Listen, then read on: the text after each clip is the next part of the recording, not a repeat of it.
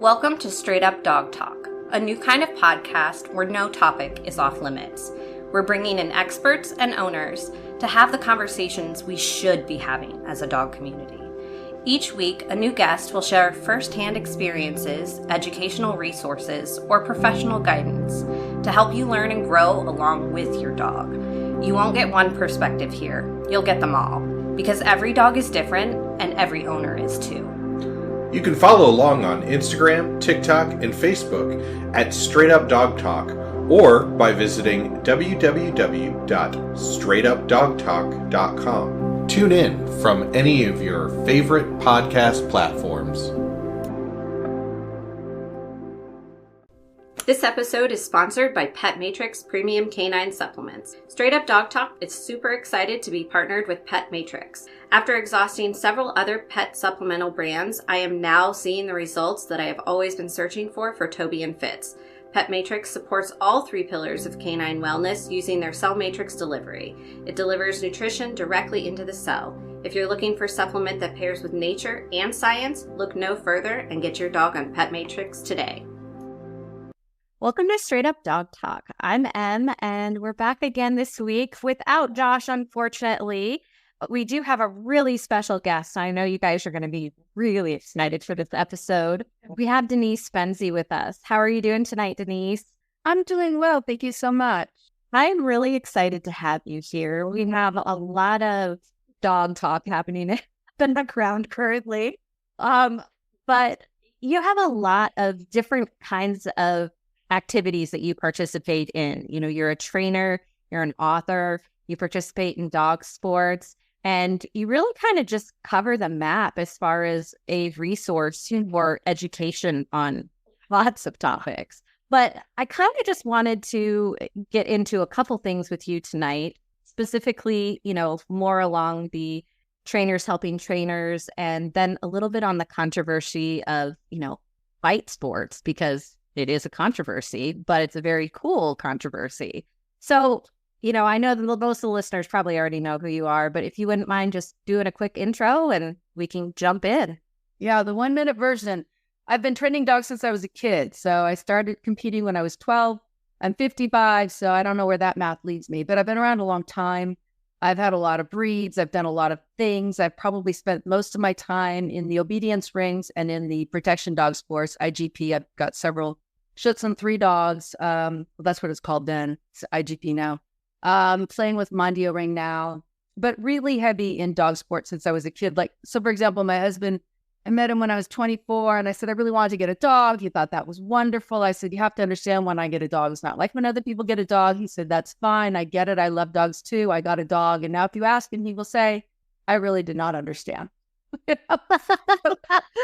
I've had this dog thing for a really long time. My focus now, training my own dogs. I'm not training other people's dogs, but I know a lot about dogs. I know a lot about dog training, and I like to talk to people about those things that I think I know. Well, I think that you know a lot. You also have an amazing podcast that I have been, you know, just mass listening to every chance I get. I'm in the car, I'm out of the car, I'm, you know, going to work, whatever, and I'm constantly listening to your podcast. And I love it. It's so, there's so much information, that there's so much openness in your tone, that I think it just really helps new people in coming in understand that it's okay to kind of be different and have different thoughts about things, and that we shouldn't be so worried about what everybody thinks, because our dogs are not the same. And for that reason alone, we should try to be just understanding of each other. Yeah, I think the whole it's all in how they were raised has probably done more damage to the human side of the dog-human bond than anything I can think of, because it has just created massive guilt and shame. And so I really do try to talk about the complexities of dogs and dog ownership and those relationships. And it's not that people don't do things that, you know, don't do their dogs any favors, but it's so much more complicated. And I really like doing my podcast. Your podcast is a lot of fun. And, you know, like I said, you talk about some things that are really important. And, you know, one of the first episodes that you have is the movement versus stillness. And let me tell you, I learned so much about my dog Fitz because of that episode. He is a mostly border collie, very intelligent, very high energy, ball obsessed dog. He's also reactive, which is my fault. And, I didn't learn that until a little bit too late that it was my fault. But, we're making accommodations and we're changing things and our habits. And we've come a long way in just 6 weeks. And I'm really, really proud of him. Listening to that episode on movement versus stillness taught me that Fitz is a dog that needs to have movement before he can be in his training zone. So we have to play ball for 15 minutes before we can go for a walk or before we can start training, or he'll settle down on that placemat. And it was just really incredible to me that such a small piece of information made such a huge difference for me. And what's cool, and I hope you got from that, is that it's okay to experiment. Like, people always want to tell you what worked for them, and that's awesome, but it's options and opportunities. And if it didn't work, and then you said, okay, well, I tried movement, I didn't like what I got. I tried stillness, I didn't like what I got. But I really liked what I got when I did a little bit of movement and then some stillness and a little bit of, just freeing up and allowing that. People who know a lot will tell you wonderful things. But at the end of the day, you really have to play. You have to play around with it a little bit and make it work for you. And that's when you can really, really make progress with your dog. Yeah. And the other thing that you said that I really liked in this most recent episode that I just listened to was saying that we don't need to feel guilty for telling our dogs no, because there are rules in society and corrections are okay. Now, the way that we say no can look differently and can sometimes be considered abusive depending on what it is. But if you're just telling your dog, these are your options. You can sleep in your bed, you can sleep on the floor, or you can, lay on the couch. Those are your options. You don't get to, lay weird on the landing down there, and you can't climb over and crawl up into that, my roommate's bed, or look out the window and bark. Those are not options. And I think that, kind of establishing those boundaries with your dog in that flexible way, allowing them to have the decision, but still maintaining that there are options that are not okay, is something that people kind of immediately get upset about because they still think that it's negative. I think the problem is when we think about the quadrants, we think about increasing behavior, decreasing behavior, things dogs like, things dogs don't like. And the problem with thinking that way is nowhere in there is another category, which is just communication. So if you ask me, do you want to go to the store today? And I say no, what quadrant does that fall in? I'm telling you I don't want to go to the store. I'm telling you, if you say, well, will you go to the store with me anyway? And I say no, it is a negative event for you because you didn't get your way, right? What quadrant is that in? Well, I guess if you came to me frequently and I always said no, then it would become punishing, right? It would become, I am not, we're not on the same page, right? We're not having a very good relationship. We're not getting along. But none of those are scary to you or frightening. They might decrease your willingness to ask me because you're not getting the desired result. But I think we need to recognize that that doesn't make it frightening or scary or painful. It makes it a difference of your opinion and my opinion. And if you came to me and said, do you want to go to the store? And I said, yes, because I was trying to humor you. We need to recognize that if you do that a lot for another person, you start to develop resentment and frustration. And that's where we have to get back around to the fact that people matter too. So if, your dog is bugging you and you say, well, in my brain, I think the way I'm supposed to handle this is, and fill in the blank. And yet at that moment, you're tired. You don't want to get up and get a bully stick to give to your dog to chew. And you just say, no, not now. We have to ask if that's really scary, threatening, painful, frightening. No can just be the answer to a question. And I think there's a difference between no, which is the answer to a question, and like there's a lot of space between those two. And one of them is designed to be a threatening, overwhelming, scary event. But a lot of no isn't threatening, scary, overwhelming at all. It's just me saying that right now, my interests and opinions are going to supersede yours. And on some other days, your interests will supersede mine. And so, like, we have rules around here. My dog likes to train every morning. I'm totally good with that. Normally I want to, but even if I didn't, I wouldn't do that. I wouldn't not train him unless I was sick or something, because it's a pattern. And I would feel that his degree of disappointment would be greater than whatever I might have gained by not doing it. So it's always this balancing act. But in the middle of the day, when he says, can we go do something? Sometimes I say yes. And sometimes I say no. And I'm okay with that.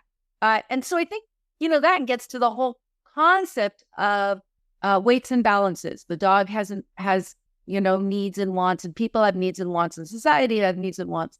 And it does appear to me that all of the different dog trainers with all of the different opinions about how things should be very often lose sight of that balancing act. And we all need to be considering all the parties as much as we can. And the other thing about no is that it's a placeholder. No is never permanent unless you make it permanent.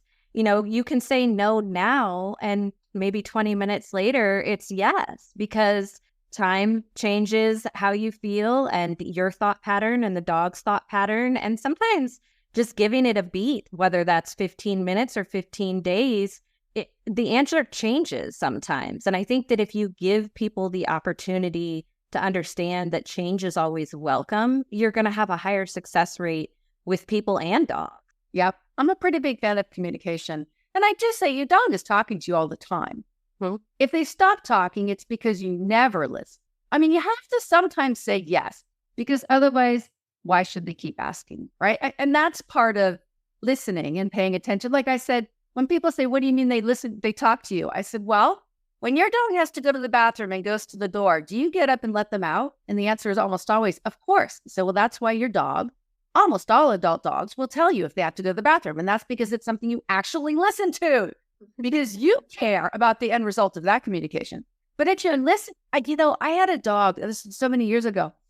She came to me and I was working, and she started kind of tapping her feet and kind of and making little sounds. And I finally looked at her and I'm like, what do you want? And she got up and she walked about 5 or 6 feet away. And I got up and she led me to the kitchen. And then she sat at the table and she looked at the dining room table. And one of my kids hadn't finished his dinner, and there was a plate of food. There was some leftovers there on the table, and she was asking for them. And besides the fact that I thought that was exceptionally clever, I actually didn't care. She could have that. Hell, she asked, right? So I gave it to her. I gave her that food. And then I went back to work. And about 5 minutes later, she came back and she started her cooking again. And I'm like, what do you want? And I got up and I followed her. She went back to the kitchen. And this time she went to the stove because the whole pot of leftovers was still on the stove. And I'm like, no, actually, you're not going to get that. But that form of communication, and I did say no, right? The second request was off the table. The first one was good to go. And that's, if you listen, if you pay attention, even if you say no, your dog will continue to talk to you. Sometimes you have to give, but do. And if your dog's not asking you, that's a problem. You know what I mean? If your dog isn't talking to you, that's a whole different issue, because if you have a dog, you should want to have a relationship with your dog. Your dog shouldn't just be this thing that exists in your house. You should be wanting to interact with it and play with it and go on walks. It never made sense to me growing up. I've been working with animals since I was 13, and I'm 43. So both of us are kind of lifers here. It's just like, why do these people, they have this dog and it sits in their house all day and they don't play fetch with it and they don't take it for a walk, and it's, obese and it has health problems, and it's just, it's there. It's the family dog. They love it, air quote, love it. But you don't ever see any like real interaction there. And I just never understood, like, is it just a box they needed to check on their list, or what was the whole point there? If you're not going to play with your dog and have a relationship with your dog, then why do you have one? I suppose a lot of people don't really know what the potential is. The potential in a dog is much, much greater than most people will recognize. And really, it's interesting. The more we learn about the brain of a dog and compare it to the brain of a human, it's actually incredible. we actually have something which is enormously similar to us, and it lives in our house. So, that's cats live in our house too, but the relationship is completely different. Dogs are pretty amazing if you think about the fact that another species is living in your house and seems to be happy there, and that we found a way to make it work. But a lot of people really don't know just how amazing that can be. And I don't know that it's any ill will. I think they're happy when they come home and the dog is happy to see them and they pet it. And it's kind of that quiet companionship. A dog in the house is just, it's there in a sort of quiet way. So I think for a lot of people, it's they do love the dog and they do appreciate its presence, but it's the presence of the dog, which is the companionship, not a getting to know this dog separate from the neighbor's dog. It's the concept of a dog as opposed to the individual. And I think that's where some people are at, which is not terrible as long as the dog's life is okay. But it's so foreign to people like you and me who have been doing this forever, really can't matter. I can't really imagine another way to have a dog. Just existing is so strange to me because that's not where I'm at. But it is interesting to go into other people's houses, random, just people, go into their houses and just sort of observe how they interact with their dog. And if it does come to pass that they find out you're a dog trainer, where do they go with that?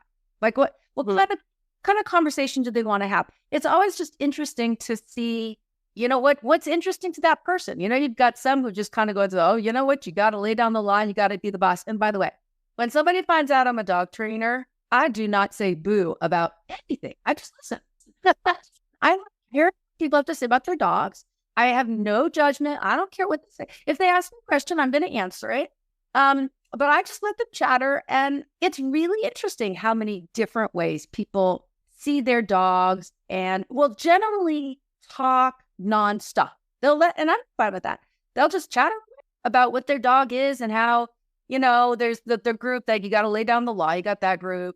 And then you got the other group that just, and then you kind of have sort of in between. And I'm as interested in people as I am in dogs. So that all kind of works.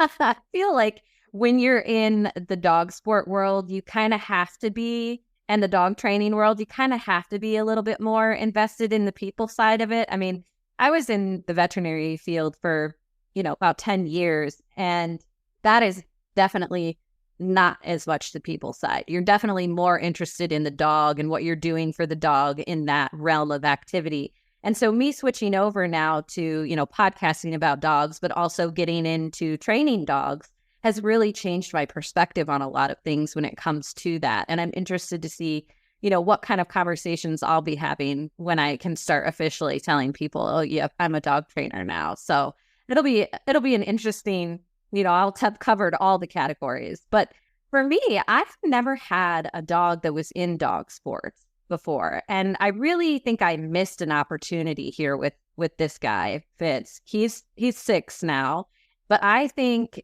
he would have been incredible. Had I known that it was accessible and that it was even available in my area, I probably would have gotten him involved in it. But he's dog selective. He doesn't like other dogs. So I think for me to do like a sport with him, it would definitely have to be at home and us learning thing. We've been doing a lot of trick training lately, and he's learning how to do middle, and he's come a surprising amount of way in the last week. It went from me putting him in a sit stay and then having to step over him because he doesn't like new things, and then just doing that, teaching him to run between my legs. And now he can do the full circle and come out between my legs. And it took us less than a week for him to figure it out. So I'm really impressed with him. And I just think that, the next time I get a high energy dog like that, I will be all into the dog sports, and I'll just be coming straight at you going, all right, Denise, what are we doing here? Because I don't know what I'm doing. Yeah, I'm glad you started the process. And, there are like online organizations, do more with your dog, trick dog titles and stuff. And a lot of these online options are really, really good. They allow people to play who, for whatever reason, cannot, will not, don't want to, whatever, go to a like a local class or to a local competition, because competing in person in dog sports is 10% the skills and 90% learning how to compete in dog sports. It's not minor, teaching your dog to pay attention in a crowded, difficult environment with dogs and people and no food and toys. It's truly a leap. But if what you love is the actual training of the dog, the working with the animal, the teaching the skill, and what you don't love is the rest, nowadays there are so many options in so many dog sports for online titling. And they give you a goal. And goals, I mean, we're all different about it. But if you don't have a goal, my personal experience for myself and my observation of others is that you don't persist on the hard parts. So as long as it goes easily, it's fun, you do it. But I mean, there are things I teach my dog. I actually just talked about this on my podcast. There are things I teach my dog that take well over a year to teach. So to teach beautiful healing takes my dogs over a year. And the reason I persist is because I know where I'm going with that. I think I have a really hard time persisting at the level of perfection I want. You can sort of get some kind of healing within a month if you're okay with that. But I want it to look a certain way. I'm particular. And I would never put in that level of detail if I didn't have some external standard to work towards. And I think that's typical of many people, which is one of the reasons I'm not a fan of people saying, well, I could teach my dog and then fill in the blank, usually in a nasty argument with another trainer who does it differently, except I don't want to, and then again, fill in the blank with the explanation. The problem with that is you don't really test your training until things get hard.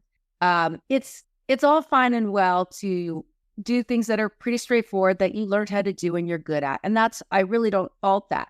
But if your goal is to push and to learn more, suffering is what gets you there. My God, I've been working on my dog's position changes for 2 years. I tested them a week ago and I could have sat down and cried. It did not look like they were supposed to. Without going into details about what they should have looked like, they didn't look like that.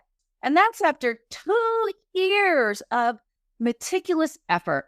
So, I sat down and had a good cry, and then I picked myself up and I said, okay, what are you going to do about it? And then that's when the hard thinking starts. And that's when you're really going mentally back through, what did I teach? What might I have missed? What are the options for fixing? What foundation skills do I have? Oh, I don't have this foundation skill. I didn't know I didn't have that. Well, if I got that, could I do this? If I got that, and then you get excited about it again. But kind of being forced to go back over and over again. Or when I was competing in obedience and I live in a competitive area, it's you need 200 points is a perfect score, 170 to pass. But when you get to the competitive level, only first and second place, sometimes third place, get any points towards a championship. So in one of the classes, you need 6 dogs, first place gets points, nobody else does. So when you're at that level, you need to do well. And in my area, it was pretty common for dogs to get 198, 199, 199 and a half. I had been feeling pretty good about my 196s and 197s until I didn't win. And if I didn't win, I couldn't get the championship.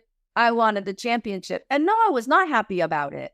I mean, I had to fix a lot of details, half a point here, half a point there. I had no choice. And so I fixed it. I really think if I had lived in an area where 195s and 196s were enough, I wouldn't have put in the time. I would have been happy with my 196, my 197, because I would have been winning. There is nothing like that kind of external pressure, whether we like it or not, because it's not working for you, right? You're not getting what you wanted the way you wanted. And it's not, people say, oh, I thrive on challenge. I don't. I hate challenge. But the fact is, I don't have a choice in the matter. If the challenge comes to me and I have to overcome it, then I just have to do it. But I would never say, oh, I love it when things go wrong because I'm going to learn. No. I love it when everything goes right and my dog's a rock star. That's my happy space. But every single day, I just don't get that. But I feel really good when I solve it. And sometimes, my God, it's 2 years coming. It's a long time to get to say, I knew I could do this. And sometimes I fail. But that's okay too. That's life, I mean, you can't learn if you don't fail, right? And I've been around long enough that I've definitely come up with stuff where people go, I would not have thought of that. And my answer is, neither would I. But I had to do it 20 ways to get here, but I got there. This is problem number 29. But push comes to shove and you learn. And maybe it'll only work for that dog. Maybe it's this weird tweak in that dog's emotion. I don't know. But sometimes when people come to me, I really was pretty good at problem solving when I was doing seminars and teaching, because I did have this incredible bank of things in my head. I would see a problem in front of me and my brain would kind of look at the handler, look at the dog, and just, I have a good brain for quickly puzzling out things and offering a suggestion that will actually work for that team. Because there's lots of things that might work for a different handler or for a different dog, but I'm good at looking at what's in front of me and deciding what's realistic and going forward with that. And that's because of a lot of failure and having to solve those problems and back up and start over. And that part I love, not the problems themselves. Yeah, I'm the same way. I'm very much a look at the situation and figure out the solution kind of person. And that happens a lot in veterinary medicine. It's what I call crisis mode, which is kind of that same external pressure because somebody's been hit by a car. Now we're in a crisis, and you just kind of have to turn off everything else and focus on what's in front of you to get through that event. And then you can cry and break down and do whatever you need to do after it's over. And then, pick up your big girl panties and move on, right? Like that's how it works. And it's that extreme from one end to the other, training to veterinary medicine. I think we all have a lot in common. And again, another area that we can all learn from each other. And it really is just a vast amount of experience and knowledge that if, training communities and veterinary communities and dog owners in general were having open and honest conversations instead of trying to hide things or have, arguments about what's okay to use and what's not okay to use and what, sports or treatment or whatever is okay. If we could just sit and find a place where we could talk, we could build so many different solutions and avenues to new methods and outcomes that would be so beneficial for the entire community. And 90% of the training community doesn't even think about that. It's painful how little flow we have among professionals, even among like veterinarians and dog trainers. There seems to be sort of a low level, I don't want to say disrespect. That's not quite the word I want, but maybe a low level lack of understanding of how much we need each other and could be better at the things we do if we could have these conversations without each puddle saying, I don't even know why you think you know about my puddle because you stay in your own, the whole, stay in your lane. The problem with that way of thinking is it assumes that a professional who goes up in any direction, it doesn't matter what it is the only one who has knowledge about that sphere. But so, for example, I have a lot of respect for dog breeders because they know a lot about dog reproduction. And they are not medical professionals, but I can tell you that I'll go to them fast if I have questions. I used to breed dogs and I've forgotten so much. But back then, I knew a whole lot about a whole lot because I had to. So each of those spheres, the dog breeders can educate veterinarians. Veterinarians can educate dog breeders. Dog trainers know a lot that dog breeders and all these people, if they would just stop worrying about whose lane they were in, I think there's a huge amount of amazing conversations where, you can collect, like dog trainers probably actually know a lot about the effects of medications on dogs. And the reason is, if you go to home and you find out that, I'm not going to name any drugs, but that any, dogs given such and such a pain medication, you start to notice that an awful lot of them have aggression issues. Well, you know it because you were there as a trainer, but then you suddenly start to realize, wait a second, the veterinarian may not have that information because the owners don't tend to come back to their veterinarian and talk about certain things. So sometimes people make connections kind of by accident. Yeah. And a veterinarian, if they start noticing a bunch of dogs coming from a specific trainer that they all are either exceptionally good at the vet or exceptionally bad, there's information to be had there and there's learning. And there just be, in this day and age, stay in your own lane, don't, and even, different types of trainers seem so unwilling to even just listen to perspectives. You don't have to change your mind. That's weird to me. Two people can have a conversation and nobody has to change their mind. You know what? You can have a conversation with a person and not even go into the conversation with the thought of changing the person's mind. Like, you would just maybe talk, like just be normal social behavior. You don't and that should be okay. Like, I like oranges and you like bananas, and that's all very interesting. Why do you like bananas? That's why I like oranges. No, it doesn't have to be at the end of the conversation, do you like oranges more? People ask me this all the time. Are you trying to change balanced trainers into positive? I am not. I am not. I am simply talking about how I train dogs, why I train dogs, and what I think. What other people do with that information, frankly, has nothing to do with me. Now, I know I change behavior, and I think that's awesome because I'm really attached to my thoughts. So the idea that other people might like my thoughts makes me really, really happy.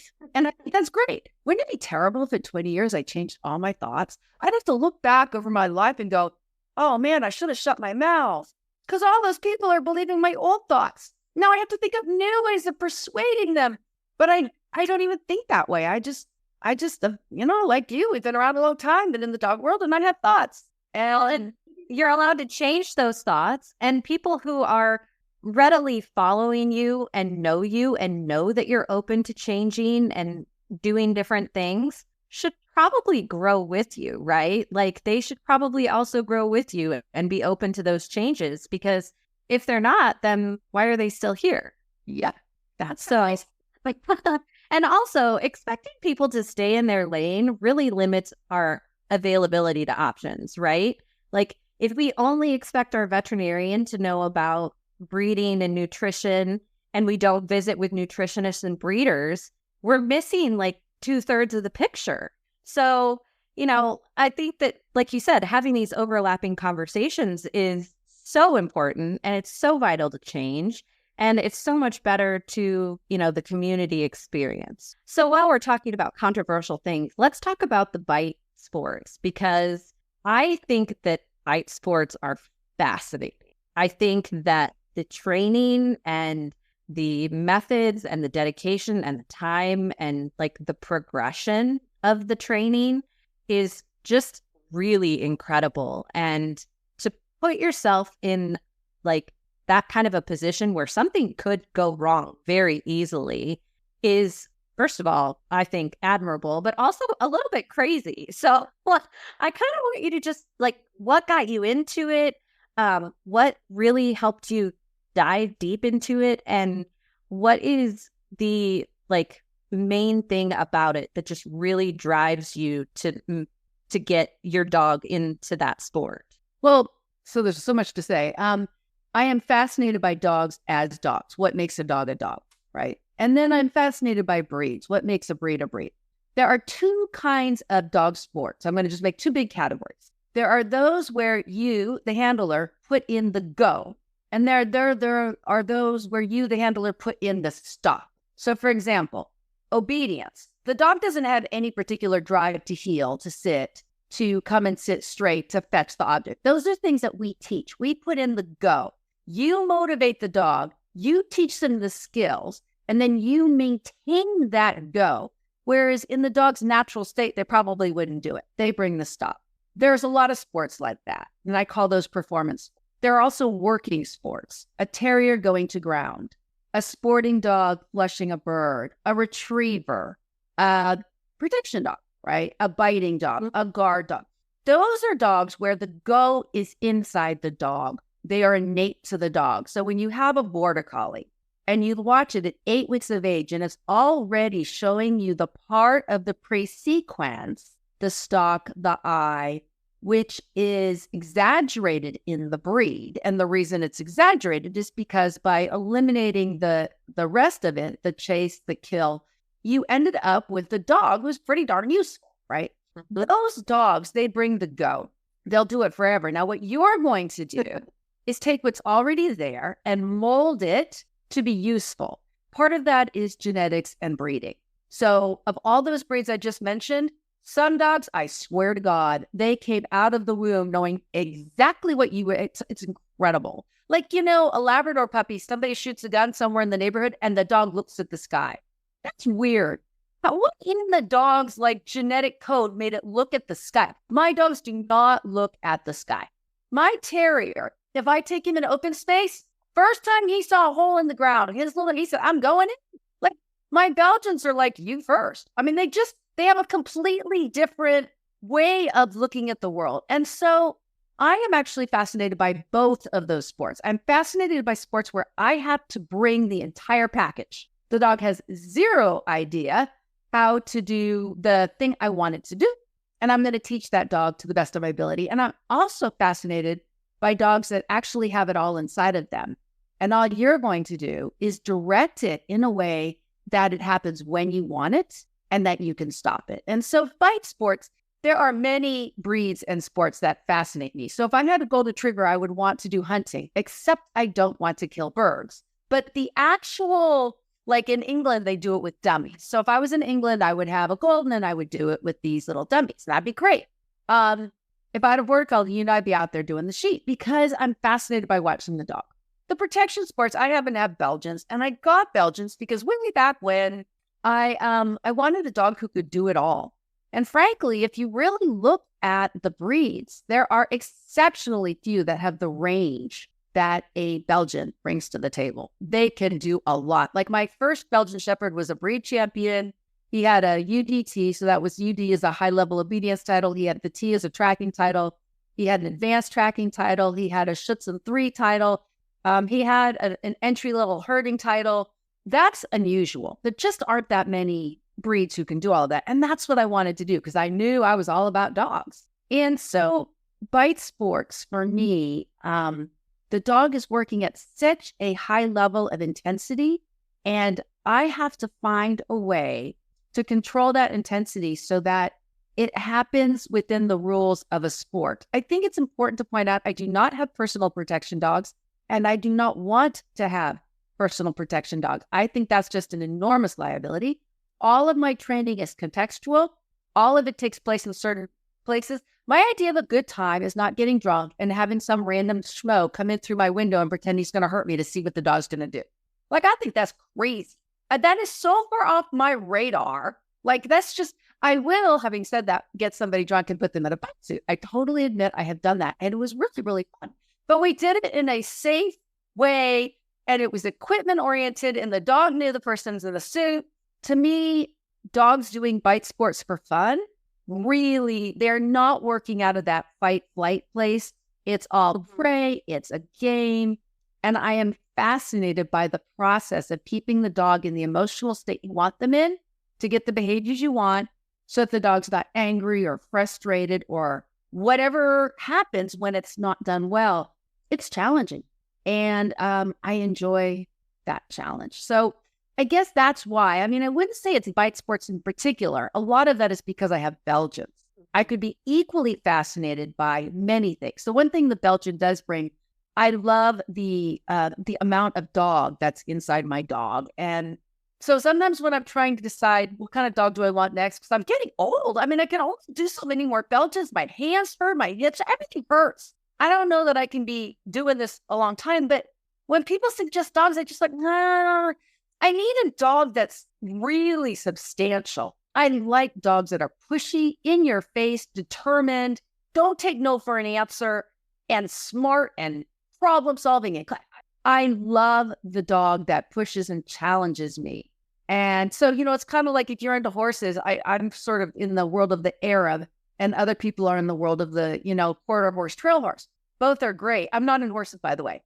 But whenever I brought this up, people are like, you wouldn't enjoy a quarter horse. You would want an Arab or something that was feisty because you enjoy having to be quick. And the Belgian forces you to be quick. So the first time your Belgian gets on the couch and you go to sit down and he growls, you don't have a lot of time to make a decision about how you're going to handle that because they are all about the single incident learning. So you have about 2 seconds to look at your dog and say, yeah, no, not in this lifetime. Off you go. And off he goes because he's probably 4 or 5 months old at the time. And then you sit down and then you say, you can come up in 10 minutes, but not, you can't. Those kind of really low-level, subtle, quiet forms of dog training are really present with the kinds of dogs that I love. So I don't know where I'm going to go next. Cattle dogs look pretty cool. I mean, they're pretty feisty. I can bring something to the table. But anyway, that's a lot of my love is more about watching a dog do what it's meant to do and less about the exact sport of protection. You said that about dogs just like knowing things. I have Fitz again here. Just we lived in an apartment for a really long time, for like a year and a half before I finally moved into a house. This dog didn't know what a doorbell was, right? Didn't know, had no idea what it was. The first time the doorbell rang, he barked his head off and ran straight to the door. And I was like, what the heck just happened? Like, how did you know that that meant there was somebody at the door? We've never had a doorbell before. So it is very strange sometimes to realize how much a dog can perceive just based on probably how I reacted in that moment was what led him to understand that someone was here. And, looking back, I realized that, but then I was just completely dumbfounded because I had no idea what had just. Yeah. And also some dogs, the single incident learning path is going to be super, super strong. So even if the lab doesn't look up the first time the gun goes off, if a bird falls in front of his head, he sure does the second time. Whereas a Belgian is not likely, there's no genetic code to make them say, there's nothing I'd rather see than a bird fall down at my feet, right? So that the satisfaction they get from whatever they did once is enough. You throw a border collie in front of sheep and you don't have to tell it what to do. You have to train it to do it your way. But the fascination with the sheep themselves, that's innate. That just comes along for the ride. How long? I know you're working with, it's a Zen, right? Now that you're working with, beautiful dog, very smart. The backward hops that you guys have been working on, and he's in the bite sport world and all of that. How old is he? He's 2. Okay, so you've been working for 2 years then on all of this stuff with him. How quickly do you think, does it depend on, do you think the difficulty or what you're asking of him for it to determine how long it takes him to figure something out? Because you said sometimes it takes, 2 years and sometimes it's that one time. Is he a one-timer or is he No, he's not slower? Definitely not one of the smartest dogs I've had. What Zen brings to the table that I really like is what I call a clear head. And what I mean is when you're teaching him a new thing, he doesn't get frantic. Like he understands that we're trying to learn a new thing and he's a little bit slow about it. Like I mean, I don't want to be disrespectful, but I used to say when he was a baby, I got him at about 3.5, 4 months. He almost came across as a bit dull. And it was just because he just didn't move very fast and he would do the things, but he's not. Some Belgians are just firecrackers, and I actually didn't want a firecracker. I was pretty happy with him, but everything happened a little more slowly. Now, what's happened as he's grown up, his drive has come up, as he's understanding and maturing, he's plenty fasted up, but he doesn't have that edginess that a lot of Belgians have. So he's not a super quick learner, but I really, really like the way he thinks and learns. It feels conscious. Whereas some dogs, it does not feel very conscious. It feels a little bit frantic and things are just happening. And but I did think there's a relationship between, on some level, between intelligence and those really edgy dogs, those higher arousal. I think some of them are pretty damn smart. And frankly, a lot of reactive dogs, that is the problem. They are making connections and people don't really understand that. Dogs that are on the duller side don't tend to be reactive because they don't make connections. They just don't, they don't say, oh, gee, there's a dog barking behind the fence. Oh, wait, there was a dog barking not outside the fence the other day and he was showing threatening behavior. Therefore, it takes a certain level of consciousness and awareness. Sometimes the ones that little kids can come up and grab their ears and bite them and all this, partly it's because they're just not very aware that they're under threat. Like they just don't think a lot. They're not making a lot of connections. Whereas the dogs that are a little bit more reactive and edgy, they're often just smarter. And smart is a weird word because there's so many types of smart. Zen is plenty smart, but he doesn't have that edginess about him that creates super quick connections that I may or may not want him to make. Yeah, I completely agree with that. That's where I struggle with Fitz, is that he is very intelligent and he figures things out very quickly. And he does have one thing that he does that I always tell him that he's a hypocrite for, because he's reactive. We've just retrained how we feel about the leash, and we've been working with new tools and practicing going on walks. And we went on a 3/4 mile of a walk, and that was a huge achievement for us. But he still gets reactive when dogs bark at him from behind their fences. He gets very upset and he immediately wants to go home. So then we come home and we go out in the yard where we do the thing with the BALL, which I'm not going to say because he's asleep on the couch right now.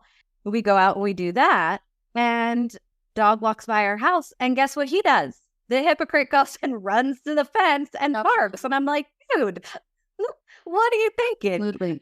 Absolutely. It's like, that was the thing that bothered you the most, and here you are doing it. So, I mean, I guess it's funny to that correlation in there too, is that dogs can be hypocrites just as people can, I guess. Not all people are worried about other people's perspectives, and presumably, we actually don't know. Like, science really has not answered the question of to what extent can a dog take the perspective of another dog, person, whatever, which is a fascinating question. Like, can they actually say, she won't like it if I do this thing, or she might have an opinion, or we don't know that. So can your dog recognize being on the other side of the equation? And that's unknown. It's a very interesting question, though. It is a very interesting question. And it would be really neat to see him kind of like transform that and figure it out in his head one day. I don't know if he ever will, but we're definitely working on it, because it's not the barking. The barking doesn't bother me. That's a natural thing. He can be upset that somebody's walking by the yard, as long as he's not charging the fence and trying to like bite people and, being absolutely ridiculous, because I, like you, do respect other people, and I don't want somebody walking by my yard to necessarily walk up to my fence with their dog and let their dog charge my dog. But if my dog is barking at them, they're more likely to just keep walking. So I'm okay with that, as long as he's not, trying to take the fence down with him. And he's not. He's standing there with the ball in his mouth, looking like a moron, going, oh. It's like, okay, whatever. Be yourself for a minute. It's okay. You're special right now. And it's good. That's part of his personality. And I don't want to take that away from him.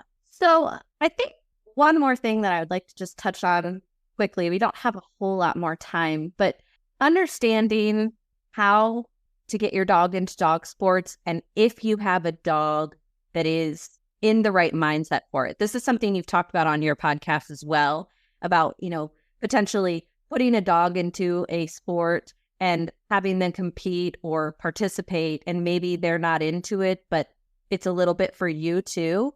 And I think I agree with you on that. I think that that's okay. But if you have a dog that is, rearing to go and busybody and just all of the things, how do you recommend that somebody get involved? Like, where should they start? Well, a lot of that's going to depend where you live in the country. There are parts of the United States and the world, because I assume this is an international podcast, where you have a lot of access. So where I live, within a 30-minute drive, I could find competitive obedience training. I could find agility training. I could find nose work training. I would have a little more trouble finding herding training, because that's not as common around here. I like to do my bite sports differently than other people do. So I don't do it with local clubs, which is fine. But I do bring in a trainer once a month to work with me. So part of it is access, what's available. The other thing I would really be looking at is, are you looking for fun things to do with your dog in public with other people? Or are you looking to really push your training skills? Because these are different.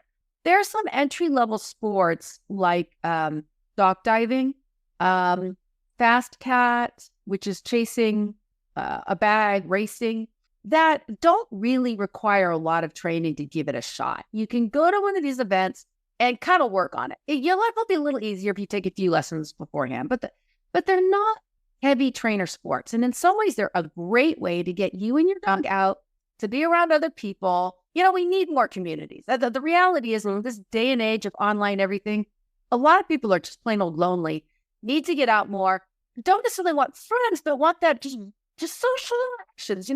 Those sports are a really good way to get started, and they don't require a lot of training. But for some people, it'd be like, I can't think of anything I'd rather not do than be in a room with 100 screaming dogs that are leaping into the water. Right? I'm sort of a little bit more reserved than that. Okay, great. How about like rally or obedience classes, or something that's not quite so crazy and intense? The online world has blown up in the last 5 years for dog training. Ever since COVID in particular, my school's been online for 10 years.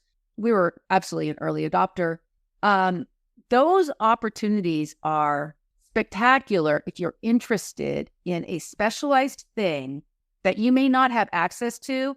And if you prefer to learn sitting in your house where it's quiet and you're not stressed and nobody's watching you, and you read lesson 1, get your dog do this thing. Some people, a lot of people really, really like that approach because they don't feel the pressure, especially if they have a dog that is a completely different dog away from home. So in their house, the dog is like a magician, and then they go out to the class and the dog is so distracted, So the online world offers a lot of opportunities. And then it's just a matter of finding something, looking at your dog's temperament and looking at your temperament and just frankly exploring, like what looks kind of fun. And like tricks, you said tricks. Tricks are a really great way to start learning some basics of training, and you can get titles in tricks if that interests you. But even just, going online, finding a trick training class, or even not a class, even just like Instagram, you see people all the time putting up a little silly trick like beg, sit up, and the person will show how they did it. You can start there. And if you're intrigued, then you learn more and more about, well, there's different ways to teach tricks. There's shaping, there's luring, there's capturing. Now, if you're a dog person in your heart, then you run with that. Like a lady used to come to me for a lesson. She had a shepherd, and she came to me because the trainer she was working with says, "You've taken all my classes. I got nothing for you, but I have somebody for you to go see. Go see Denise." All right. So she comes to me, and her dog was not particularly well suited to dog sports, and that was fine. But she came every week, right? She wanted to do these things, and then I had a litter of puppies, and she wanted one because these dogs are a little bit more, they brought more to the table because they were bred for this. And I remember her saying once, she goes, "Well, I'm not a dog trainer, blah, blah, blah." I said, no. You are a dog trainer. You are absolutely a dog trainer. I understand that you don't train dogs professionally. You don't do it for money. But you are here every single week. You are fascinated by dogs. You are a dog person. You are not your run-of-the-mill person. You're the person who's annoying at the party because you talk about your dog 2 hours. That's not normal, right? That's dog trainer category. And those people, once you get them started, whether they're going to a class every week or going online, they start finding their community, and they start to realize, wait, there's other people out there that are just as excited as I am about these things. Once you're inside a community, I think you can run with it, right? Then it's just a matter of watching videos and like, that was so cool. I wonder what sport that is. Oh, so interesting. And finding, also sports have cultures. And within sports and cultures, different areas of the world have very different cultures within. Some of those are more welcoming than others. Some of those are very young. The handlers are young. Some of the handlers are much older. Some of them are abrasive, and some of them are easygoing. So, and it's not just sport. It really does depend where you are. So your experience in one area could be quite different than another. Some have radically different training methods, and some of those methods might make you really uncomfortable. There's no question in my mind. There are certain sports I will not do in many, many places because I am not comfortable with what I see there. And that's okay. I can leave if I don't need to change my ways. I don't need to adapt. I can decide that this is a comfortable space for me. Or maybe there's a culture. Maybe there's kind to the dogs as could be, but I don't feel good about the culture. I don't feel like they're kind to each other. I don't need to be there. There are other sports. There's other places to go. And then cool thing about the online communities, the kindness can go across sports. So you can be doing any sport, working on it yourself, on your little foundation skills. And yet the people you talk to every day, most of my personal friends aren't even in my dog sport. They're in dogs, but not in my sport. And I may only have a passing interest in their sport, but it doesn't matter. We're both trainers.